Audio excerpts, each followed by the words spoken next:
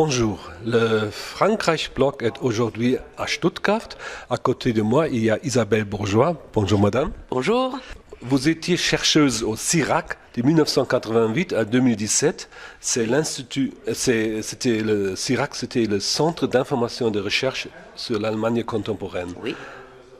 À l'université de Cergy, Auprès de l'université Cergy-Pontoise. Et vous étiez aussi rédactrice en chef de la revue Regard sur l'économie allemande. Oui. Et en 2018, vous avez fondé avec René Lasserre la plateforme Tandem Europe EU. .eu, oui. .eu. En novembre, il y a le départ des manifestations des Gilets jaunes en France. Oui. Comment ont-ils commencé avec leurs manifestations? C'est une problématique qui est là, qui est présente depuis pas loin de 30 ans. C'est un déclassement progressif de la classe moyenne inférieure qui réside dans ce qu'on appelle la France périphérique, c'est-à-dire cette France qui est loin des grandes métropoles et des tracés du TGV et des autoroutes, et qui ne dispose que du réseau de routes secondaires, dites secondaires, c'est-à-dire la majorité en réalité des kilomètres de route en France pour se déplacer, et qui est contrainte de prendre la voiture, ne serait-ce que pour amener les enfants à l'école ou pour aller chez le médecin ou aller aux urgences à 1 heure de route. Et ces gens-là, ayant des revenus relativement moyens à faibles, mais pas, ce ne sont pas les revenus inférieurs, hein. Alors, les revenus moyens et relativement faibles sont très sensible aux moindres variations des prix. Or, il y a eu 2 éléments qui ont fait déborder cette crise latente qui est là, qui couve depuis 30 ans.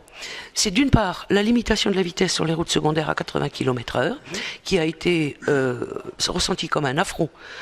Parce qu'elle n'était pas concertée, absolument, et que c'était une décision unilatérale sous, je cite, prétexte de renforcer la sécurité routière, alors que cela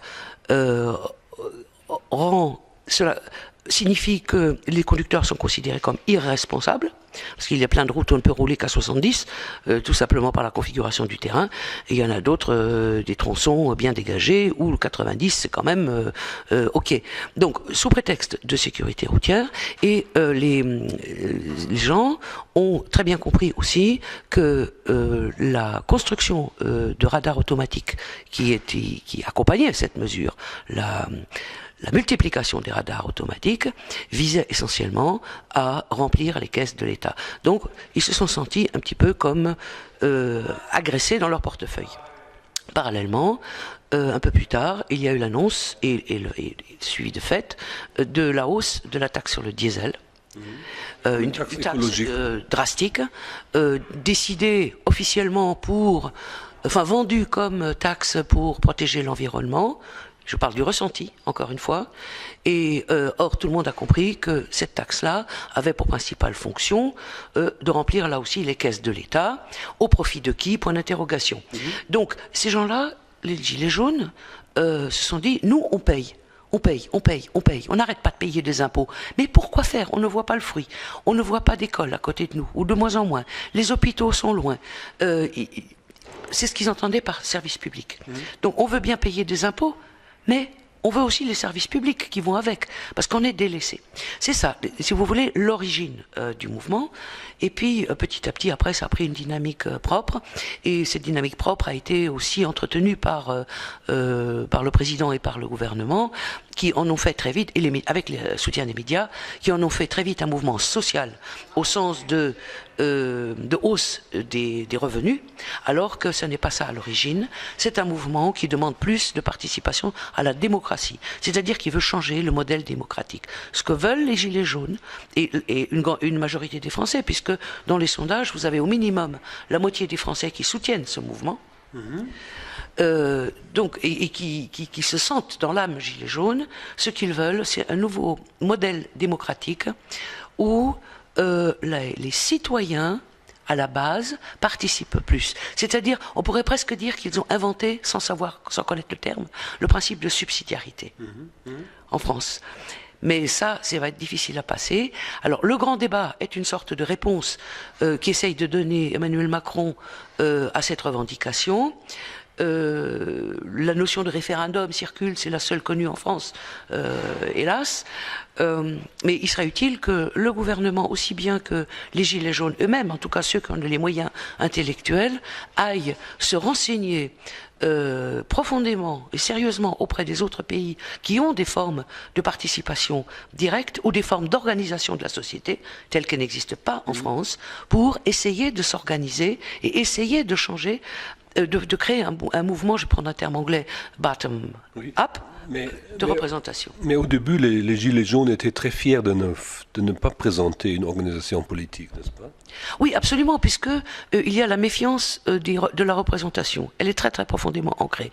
Parce que les élus, on les connaît guère, on les connaît pas. Le député du coin, si, il est apprécié, le député, uniquement dans une fonction, dans la fonction d'assistante sociale. C'est comme ça qu'on le surnomme en France, le député local. Bon, il essaye de faire quelque chose pour obtenir une aide, voilà. Mais ça n'est pas la fonction d'un député, de participer à la politique. Au niveau de la commune, les citoyens sont un petit peu impliqués. Il y a 36 000 en France. 36 000, voilà, 8 fois plus qu'en Allemagne. Les citoyens sont un petit peu impliqués. Il y a des formes de démocratie directe qui se mettent en place sous des formes de pilotes dans quelques communes, mais les communes elles-mêmes ne sont pas considérées. Les communes elles-mêmes sont un petit peu délaissées, elles n'ont plus de pouvoir. Dans le millefeuille administratif français, elles n'ont guère de pouvoir. Donc, et la société civile n'est pas organisée. Les syndicats ne représentent pas les droits des salariés ou du salariat comme un syndicat allemand. C'est une grande différence. Les syndicats français sont des mini-partis politiques, pour simplifier. Le patronat est extrêmement passif en comparaison de son homologue allemand. Mais ils ne prennent pas ils n'ont pas la responsabilité qu'ont les Spitzenverbände en Allemagne, c'est-à-dire la représentation des intérêts économiques et à la fois du salariat et du patronat. Ils ne représentent pas ces intérêts dans le processus de prise de décision politique à l'échelon supérieur. Donc tout cela manque. Les églises, par exemple, n'ont pas non plus le rôle de structuration de la société ou de l'aide sociale telle qu'elles l'ont en Allemagne. Les intérêts des gens ne sont pas représentés, et donc comment voulez-vous qu'elles s'expriment si ce n'est dans la rue, mais de manière extrêmement désordonnée. Et cette méfiance des Français envers les institutions politiques est profonde, tout simplement parce que ils sont totalement ignorés. Le citoyen de base est ignoré totalement par les institutions. Où est-ce que les manifestations ont lieu? On parle dans les médias, dans les grandes villes, mais un peu partout en France, n'est-ce pas? Les manifestations ont lieu partout. Les gilets jaunes sont sur tous les ronds-points. Tous les ronds-points un tout petit peu importants. Et il y en a partout, des ronds-points en France. Ça, c'est un grand phénomène français, le rond-point.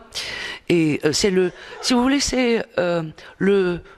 autrefois, c'était la place du village où on se rassemblait. Aujourd'hui, c'est le rond-point, parce que on est obligé de prendre la voiture. Et donc, tous les circuits sont des circuits routiers. Donc, les ronds-points sont à tous les... partout. Mais on ne peut pas dire combien il y en a. Il existe peut-être des chiffres qui remontent des préfectures jusqu'au ministère de l'Intérieur, mais ces chiffres ne sont pas publics, et les chiffres publiés sont à prendre avec beaucoup de précaution, parce que ce sont des chiffres politiques, c'est-à-dire des chiffres qui tentent de donner une impression de tel ordre ou de tel autre sur l'ampleur des manifestations. Mais les manifestants sont partout. Ils sont à Paris aussi, bien évidemment, parce que pour être entendus, pour être reconnus par les médias, qui sont tous pas à Paris eux-mêmes, il faut passer par Paris. Toute revendication de poids, d'ampleur, passe obligatoirement par Paris et par des lieux symboliques. Le président Macron a commencé avec ce grand débat national. Il était, par exemple, dans la Drôme à côté de Gilets jaunes, il leur a donné son micro. Comment son engagement est apprécié en France? Il y a deux camps. Un camp qui dit « bof », comme on dit en français, c'est de la communication, il n'en sortira rien. Et qui se méfie, qui ne participe pas. Et l'autre partie dit c'est quand même une opportunité, c'est une chance unique à saisir pour parler avec lui, allons-y et débattons. Donc il faut voir ce que cela va donner. il est trop tôt actuellement pour le dire. Alors bien sûr, c'est fort médiatisé, c'est retransmis par les chaînes d'information, de moins en moins maintenant parce que quand même, au bout d'un certain temps, il faut un peu changer de sujet aussi dans les médias. Mais il faut voir, la méfiance reste profondément ancrée, mais les Français sont constructifs aussi. Et donc ils se disent, tentons le coup, tentons la chance, on va voir, peut-être que... Seulement, moi j'en ai regardé un petit peu, des débats, y compris médiatiques, et puis ensuite dans le cadre du grand débat, puisque c'est transmis, et il m'est apparu une chose très importante, c'est que il faudrait, pour que les deux parties se comprennent, il faudrait des interprètes. Parce que le président Macron fait des phrases beaucoup plus courtes maintenant. Mais il parle encore énarque. Il parle comme un technocrate. Il n'emploie pas les mots que comprennent les Français. Les gilets jaunes, de l'autre côté, qui ne maîtrisent pas du tout la langue de l'énarchie, normal, c'est un langage propre aux énarques, eux, ils sont très maladroits, entre guillemets, dans leur expression. Et ils ne sont pas compris, ne peuvent pas être compris par quelqu'un qui, toute sa vie, a été dans cette élite de pensée. Comment imaginez-vous ce rôle d'un interprète? Eh bien, je trouve que des journalistes ou des experts devraient pouvoir jouer ce rôle en disant... Monsieur le Président, ce que vient de dire Madame ou Monsieur Gilet jaune, là, signifie en termes, en langage technocratique d'énarque, ceci, cela. Et de dire aux Gilets jaunes qui parlent, Madame, Monsieur, ce que vient dire Monsieur le Président signifie, je vous le traduis en langage normal, voilà ce que ça signifie. Et puis, il faudrait aussi, je crois, autre chose, il faudrait... et ça c'est pour M. Blanquer, d'urgence que l'école française, que tout le système scolaire enseigne un petit peu l'économie, et plus exactement, pas ce que entend par là la gauche qui est aux manettes à l'éducation nationale, mais explique comment on finance un système de protection sociale. Parce que les Français ne savent pas du tout comment est financée leur sécurité sociale, leur retraite. Ça me semble extrêmement important à l'heure où s'annonce une réforme du système des retraites. Il n'y a pas d'instruction civique à l'école? Il n'y a pas d'instruction civique à l'école non plus. C'est considéré comme idéologique, donc ça avait été il y a longtemps abandonné. Il est urgent de réintroduire la connaissance des institutions, à la fois françaises et européennes, parce que la France n'est pas hors du monde, elle est État membre de l'Union européenne, et donc elle appartient à, ou elle fait partie aussi des institutions européennes. Il est grand temps, il est urgent qu'il y ait cette formation aussi à l'école. Cela permettrait aux Français de mieux comprendre le président, et peut-être que le discours du président, les réformes qu'il a engagées passeraient beaucoup mieux auprès des Français. Et les résultats du grand débat dépendent beaucoup des conclusions que tirera le gouvernement, n'est-ce pas?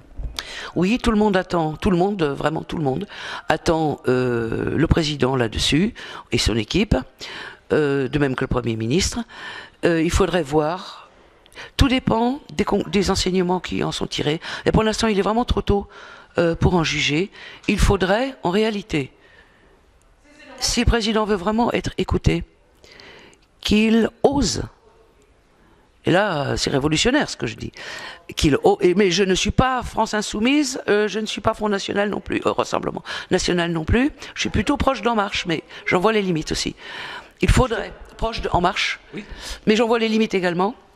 Je suis indépendante donc, mais je crois avoir analysé avec minutie depuis le début ce mouvement qu'il faudrait vraiment relancer la réforme des institutions dans le sens d'une décentralisation beaucoup plus poussée, de manière à permettre justement à la France d'en bas, comme on dit, ou à la base, aux citoyens de base, de pouvoir se sentir représentés et de pouvoir s'impliquer dans les processus de décision locaux, départementaux, régionaux. Donc en fait, la vraie réforme à mener en France pour calmer cette crise, et c'est ce qu'il faudrait expliquer aux gens, elle prendra du temps, c'est de réformer totalement le système des institutions et notamment le millefeuille administratif. Et de donner plus de pouvoir aux régions, par exemple. de vrais pouvoirs. Merci beaucoup. Nous prendrons un rendez-vous pour voir après le mois de mars quelles conclusions le gouvernement va en tirer. Merci beaucoup, madame. Je vous en prie.